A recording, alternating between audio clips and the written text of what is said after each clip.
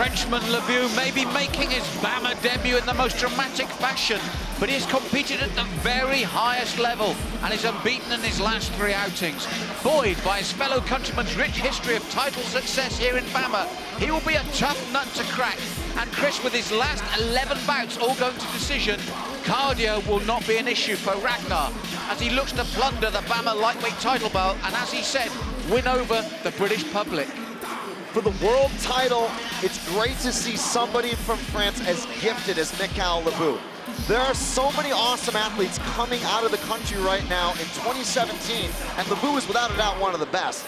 The thing that sticks out to me is his ability to create chaos and work with it. He does that very well by changing his timing with his strikes, working angles, utilizing an awesome jab. I think that could be one of the differences here tonight if he can punish the very aggressive Scope. That's right, he'll have done his research on Scope, and one of the things he will cause Scope's problems with, it's what I would do with you, is the unorthodox nature of his work, the broken rhythm that he brings to the table. Sometimes in MMA also, it's about the numbers and the stats. Well, don't get deceived by that 11-fight decision streak. This guy has matured over the years. He's fought top-notch competition all around the world, and it's a real treat to have him here in Newcastle contending for a world title this evening.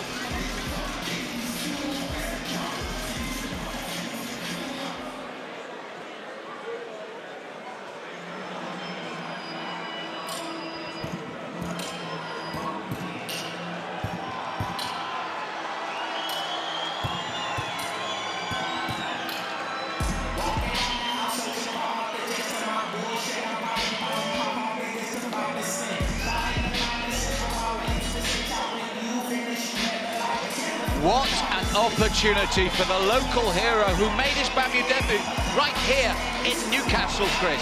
That bout proved he could take heavy punishment and still finish the fight. Something he does consistently, upright or on the ground. And now he returns to Newcastle for the biggest fight of his career, the BAMMA World Lightweight title. The story that every fighter dreams of. Your hometown, your fans, your big support, and of course, the chance at taking a big win for a world title. For Ryan Scope, the last time he had a chance to fight in BAMMA, it was almost 5 years ago, and he hit that spectacular come-from-behind submission off his back. They say in sports, to be a champ, you've got to be willing to overcome adversity. To me, Malcolm, Ryan Scope has got that trait for certain. And Chris, when we talk about well-rounded fighters, you look at his finishing, 4 KOs, 4 subs, unbeaten in 5 as an amateur. You know, at just 25, he really has that old cliche, the world at his feet.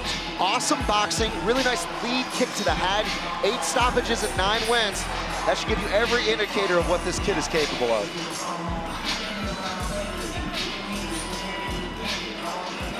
So, tail of the tape here, and Scope is the younger of the two by 5 years, but there's only an inch difference between them in terms of height. The biggest difference is in the fight records, with the Frenchman Lebout having over twice as many bouts as his younger opponent. But those stats don't tell us the whole story, in that Scope has more stoppages to his name, only going the distance once in his whole career. Will that prove decisive tonight?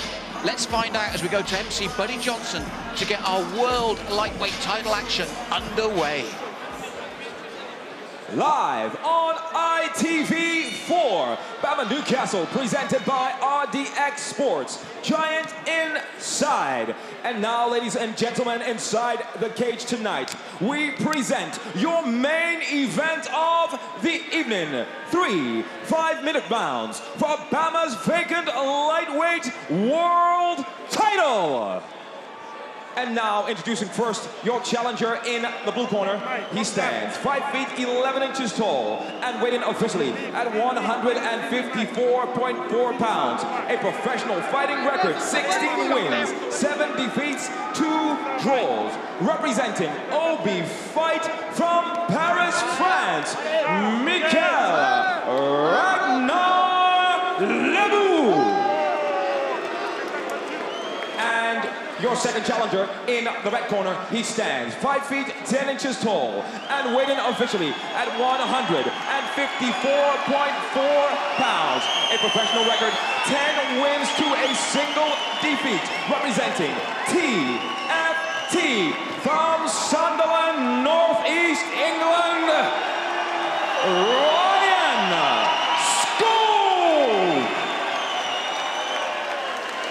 championship action begins. Your referee in charge, Mr. Leon Roberts. Okay, gentlemen, you both know the rules, you both know what I expect. Protect yourself at all times, follow my instruction at all times. If I ask for a break, I expect a good, clean break. Fight hard, fight fair, and fight clean. Touch gloves, back to your corners. Chris, one of the things here that fascinates me is the part that cardio might play in this. 11 times he's gone to decision recently, has the French challenger. Scope has only been out of the first round 3 times in his career. Scope, no doubt, feeling a ton of confidence here tonight. A lot of people out in support. That being said, though, Lebout, a really tricky guy in all aspects. But Ryan Scope was adamant. He said, I will just pressure him into defeat. He can say what he wants because Lebout was very confident in his pre-fight interview, saying how he wants to win over the British public, wants to win the title. And Ryan just said, he can say what he wants. I'm going to pressure him into defeat. You can already see Lebout sort of playing with the timing. He'll throw that jab out there, and just on the sort of offbeat when you would expect it to be coming back, he throws it again. Well, Chris, we mentioned how important rhythm is. Now, we said that Ryan Scope, he's got a certain rhythm to his tactics. What the Frenchman does is he breaks that rhythm and comes in a lot faster, shakes it up. You never know when he's really going to push forward. You can see a lot of concentration right now. Scope trying to read this, shakes his head. I love the way that Scope keeps a really tight boxing guard, even on the outside right now. So he's doing a good job of offering a solid defense against these incoming shots. But here comes the kicking game. This is when it starts to get interesting. And we saw there one of his trademarks, the fast jab from Scope. He's a very orthodox boxer, very good. And there, catches the leg and throws the right, and the crowd respond. Ryan Scope beginning to warm up now, Chris. Kick catch to a right-hand counter. Nice stuff. This is always going to sort of be a little bit of a feeling out process when you get 2 high-level guys. But if Scope presses the ground game, he could have that advantage with the submission fighting. He's got to watch for that right hand, though, because Ragnar, it's whistled past Scope's ear just twice already, so he set out his intent here. Both men, fast punching combinations. There's that right again that Scope has to watch for. Scope looking to set up here. Head movement here from Scope. Short jab coming in there. Well, he said he would pressure Lebout into defeat, but at the moment it's Lebout taking center cage, working Ryan Scope back to the cage frame here and throwing that heavy right hand. If it connects, it could be trouble. Nice jab there from Scope. The crowd really on the edge of their seats here. You can hear his corner, though. They're really happy with his patience right now. What they wanted him to do was kind of audit and exploit. You want to read the patterns, see what's going on, gauge the distance, especially when you are at a reach and height disadvantage. Oh, Chris, as you said that right hand snaps in again from Lebout. There's the danger for Scope, upright from the Frenchman, coming in with the low kick. And another thing here we haven't seen yet, the incredible kicking ability of Scope. Nice, the oblique kick, attacking that lead leg right on cue. Scope doing a good job here so far of not getting drawn into a firefight. No, both men are happy to stand and train, but with mobility, with fast punches, with accuracy. The nose, I think, slightly bleeding already of Lebout, and I think that's from that stiff jab. There's the left lead leg as well coming in from Scope, and the crowd respond, but I think Lebout has felt that jab and is already bleeding from the nose. Kick catch there from Scope. Ragnar down to the canvas, right back up. And that lead leg is the one to watch out for. Yeah, he was looking to line that up. It's really fast, kind of karate style when he throws that lead leg either to the body or the head. The kicking game was also an intriguing sort of matchup. You could look at striking in a lot of different ways. Right now, the jab, the battle for the jabs, as well as some of those lead leg techniques. And we said that the thing about Scope is he can throw that lead leg from a boxing stance and a boxing range, Chris, which you see very rarely. And so far, happy to stand and trade upright, and the fans are happy for it as well. As said, very measured from both men. Overhand right there. Lebout looking to try to find something. This is all about finding head space as well. You're looking for where your opponent's going to move their head. You can show some upper body movements, some feints, some fakes, try to force a reaction. And both guys are trying to counter each other right now, I think. And again, standing at boxing range, trading nicely. And Lebout says, yeah, come on, this is heating up nicely here in under the last minute of the opening round, and happy to stand and trade in that center cage here.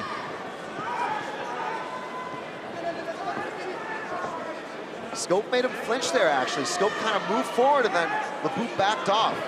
A lot of hesitancy here from both guys. I think with Lebout, it's the respect he's paying for the Scope jab, and Scope then responds with the right as Lebout walks him down. The crowd respond as well. Last 30 seconds of this opening round, Chris. Yeah, right cross coming over the top of the guard. Mickael's got to keep that left hand high. He's got to come straight out and then straight back to his chin. Sometimes it dips a little bit. Scope's trying to counter him here at that. Into the clinch.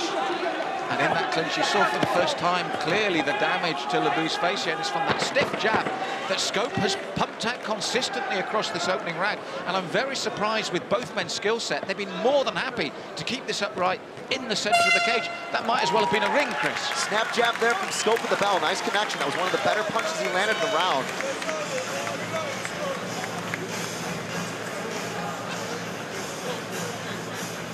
So Chris, an upright battle here, and again Lebout looked very good, walking Scope down regularly, throws that overhand right, and only just caught, and Scope says, but he acknowledged that. Shakes his head, says no, no. Kick catch there, and the response from Scope with his own right hand. And that was that jab at the end of the round. That was a really solid jab, snapping jab, stepping into it, creating some nice power. We saw that a couple of times from Scope. Here's the big right cross, right there, beating the left with the right, textbook boxing. Now, 25 years of age, a lot of maturity there from Scope. He took his time, he was patient, he was accurate. They've done a great job on Lebout in the corner there, as you'd expect at world title level. But this is balanced beautifully coming into round two, Chris. World title action here in Newcastle. You are watching the #1 show in Europe. These two meet tonight, round two of a scheduled 3 for the championship strap. And a very even opening round. Lots of mutual respect there. But I will say the difference for me between the two men at the moment is that piston-like left hand of Scope. And I wanted to see how Scope was going to set up his combinations. I think he's definitely gotten a little bit more comfortable with what Ragnar was showing him. Let's see if he can start to get the kicking game there in response. If he could attack that lead leg, that can cut down some of the mobility. And of course, disallow that power. The power comes from your base. I'd like to see Scope attack that. He's got great kicks. Well, you mentioned the power. Lebout had respect for the power of Scope's right hand right at the end of that opening round as well. And again, they're more than happy to stay upright here in the second. And as you said, Scope just beginning to chop at that lead leg of Lebout. Scope dipping his head. Leans back there in the pocket, trying to open up for a counter. But again, every single time Lebout backs off and resets her, he's not really happy to throw punches in the pocket. He's very, very smart. This is what we said in the walkout. He's good in the chaos. Those are those little moments during high-level striking exchanges that you have to reset back out and not accept an unfavorable trade. That's what Lebout's doing here. Well, he's cut again, and it's the accuracy, and the crowd are responding now because Scope just rolls those shoulders. He rolls and throws beautifully. And as the upright exchanges continue, I just feel the balance is shifting in favor of the young Englishman, Chris. And again, short right to the midsection of Lebout.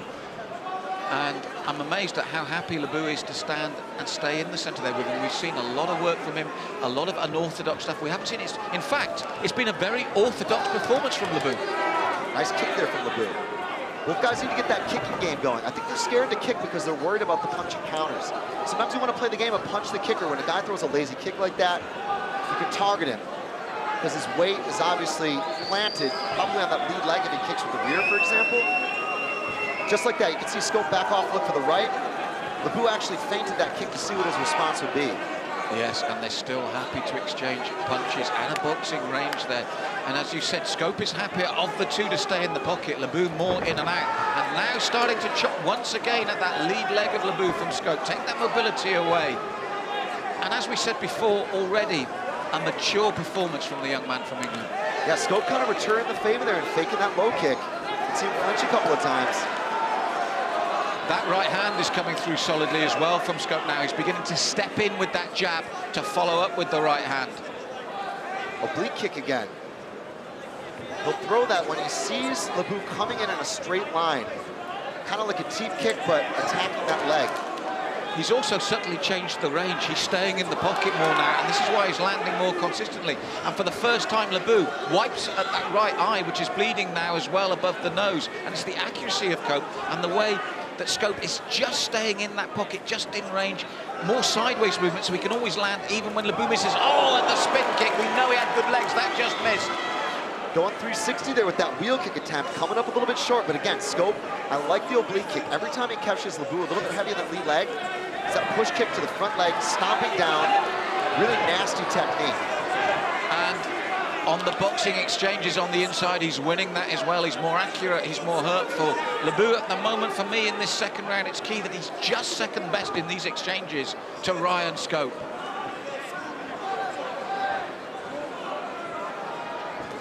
Right hand. Oh, and it landed for the first time. Ryan Scope wobbled there, Chris. Ran straight into that punch, Malcolm. Sometimes he enters and exits in a straight line. Lebout read that. He read him coming straight in like that, and he got cracked. Well, he recovered well, but he had to take another right, and now Lebout spells blood and takes his man down. Set up from those two right hands, Chris. This is dangerous times for Scope as we enter the last minute of the second round. Ryan Scope in trouble here. Can Lebout catch that pass? But we've seen Scope here before, in the Metro Radio Arena, on his back and locked. He's done well here to get that full guard, buy himself some time, clear his head space. This was exactly how he took out Newman. As you said, Chris, yes, and it was dangerous times for him then, and he came through it, but here, it was what we talked about before, the right-hander Lebout. Caught him cleanly once, Scope did well to recover, went to exchange with him, caught it again, and inside the last minute now, this is why he's on his back here. Both men bloodied from what has become an absolute war now between these two for the title, and here goes Scope again, Chris! Up go the legs, going for that armbar, hipping in. Looking to close the show here and catch the submission. Can he get it? Oh, unbelievable stuff. I was just to say, bloodied but unbowed Scope. And again, can he repeat history? No, the end of the second. What a finish there, Chris. History almost repeating itself for Ryan Scope. Saved by the bell. Scope and Lebout with near finishing opportunities.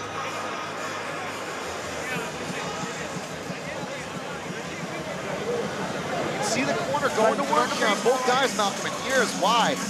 First, Scope got cracked. Here you see him on Wobble Street, and then Lebout came in with that flurry. Some dirty boxing, looking for the knee, didn't quite land that knee. Here, take a look at it again. There was the big shot, that left. Big left over the top, then Lebout followed up. Scope recovered well, but then had to eat another punch afterwards, and that's when he was rocked and taken down again. And you felt that then the momentum was with Lebout, but when he went to ground, Scope recovered really well. Awesome stuff. Close guard, broke his posture, pulled him in, rested for a good 10-15 seconds, and then threw up those legs. Lebout's got to be really careful if he ends up in that full guard of Scope again. Chris, what a way to finish here. BAMMA 33, the main event, the world title here at stake. Both men bruised and bloodied from those exchanges. And for me, two hard rounds to judge, because just as I felt the second round was fading away from Scope, that big finish on the ground. This is it. 5 more minutes on the clock, if necessary. The title of world lightweight champion at stake. And again, both men standing and trading. We've only been to ground once. They're showing the signs of battle here from staying in that boxing range regularly. And just as I felt that Scope was really taking the boxing, the Lebout left hand, followed by the right in the next exchange, turned it on its head, Chris. And now we're back to square one again here in the third. That left eye is closing up on the Frenchman, Malcolm. If Scope can get back on that jab or that left hook, it could be a really smart option strategically. And as you said that, he doubles it up, lands it cleanly again. For me, this is his best weapon. It's thrown beautifully. He pushes forward with it, closes the gap, pushes it out, and you can see the damage. And then the right comes over the top. The crowd respond again, heating up here again in the third. This third could be absolutely vital to this result, Chris. Nice hand fighting from Scope. Lebout is pumping that jab out. He'll parry it, and he'll look to counter with his own. Scope getting a lot more comfortable right now, but you gotta mind the technical details. Both guys kind of stage their attacks at like a step and a half, 2 steps out. So That's why there was some hesitancy in the first, because you saw the consequences in the second. And now we're seeing the right hand of Scope really start to come into play here. But Lebout, to his credit, has stood there looking for his own responses. The bowler right hand, Scope's ready for it this time. And again, just like he did in the second, I feel he starts to edge ahead with that accuracy. Yeah, this is huge. This third round is really important right now. Scope looking for that right. He's got to be really disciplined, though. Yes, he dropped it to the body, tucking up closely now, staying in the pocket. Both men happy to stand and box here for the crowd. Their faces showing the signs of battle here, but it's for the world lightweight title. Everything at stake for these two men. Nice head movement there from Scope. You'll notice he often moves his head in and out of combinations. That's one of the differences right now. He's much more of a mechanically clean boxer, and he's picking apart the Frenchman because of it. He's letting that right go far more freely. Lebout did well to not show it when he took that short, stiff right coming inside, but Scope growing in confidence in this third, and possibly with movement like that and shots like that, edging this back now, and that title coming ever closer to the fairy tale finish for this young man. Scope is following him, but he's not being over-aggressive here. I like the fact that he's tracking and continuing to kind of keep Lebout in the danger zone on the end of that jab. Just like that. Lebout tries to get set up, and he darts in with the jab and exits to avoid the damage. We talked about rhythm and broken rhythm, and it's actually Scope that's doing that now to Lebout. Every time Lebout looks to set, pop, the jab goes out. And the crowd know this. They're responding to what's been the best round so far, but Lebout still dangerous when he comes across with those 1-2, that looping right hand. Yeah, he's gonna go for it here, over the midway point of the round, especially if he feels, and of course, listening to his corner, that Scope is starting to edge this one. It's a good call as well, because he is, and Lebout responds as you should do, with so much at stake here. But Scope, disciplined, staying focused, and moving nicely again. Nice flurry there from Lebout. Scope looking to again get on the front foot. Swing and a miss there. 360 going on that wheel kick. Nothing there though. Yes, riveting with just a minute and a half left. Neither man wanting to give ground. Both men happy to stay in that pocket. Trade good, solid boxing technique, and this could go right to the wire, Chris. Nice kick there. Checked though by Lebout. Probing jab here from Lebout. Just over a minute to go here in Newcastle. Malcolm, these last 60 seconds are key. You're right, Chris. This is on a knife edge now for these two men, and Lebout has done a good job of not silencing the crowd, but letting them know that their man is in a real scrap here and that the result is in doubt. Lebout getting more comfortable. Awesome Superman punch though. Scope caught him moving backwards, dropping that lead hand. That was the problem there in rounds 2 and rounds 1. Sometimes Lebout drops his hand. Scope cracked him beautifully there. Inside the last 30 seconds now. Look at these two men. The crowd now rise to the occasion for Scope. And this could be vital as he pushes the action now. Big right hand lands from Scope. And then Lebout looks to tie him up and take him down. I think it was from those shots the last 10 seconds, because this is vital. And maybe now, with the crowd roaring behind him, this is just what Scope needs to take this title. There you have it. Who will be crowned the lightweight king? The result when we come back.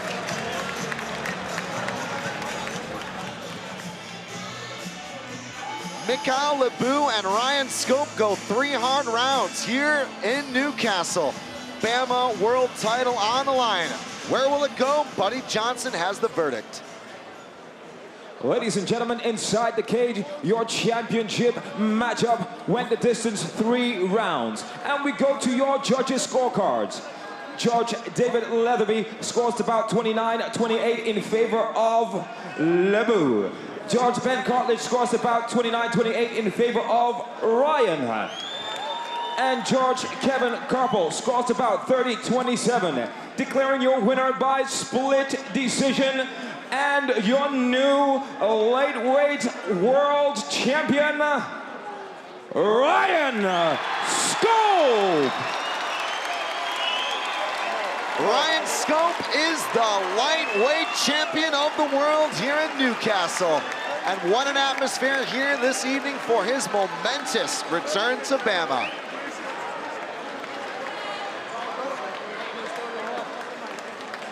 Ryan, tell us what it's like to secure a hard fight like that, so close to your hometown, and become a world champion.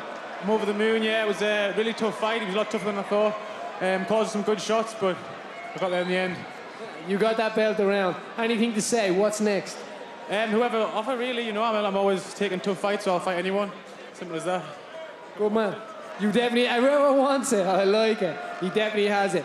Give her up for your new champ, Ryan, the score.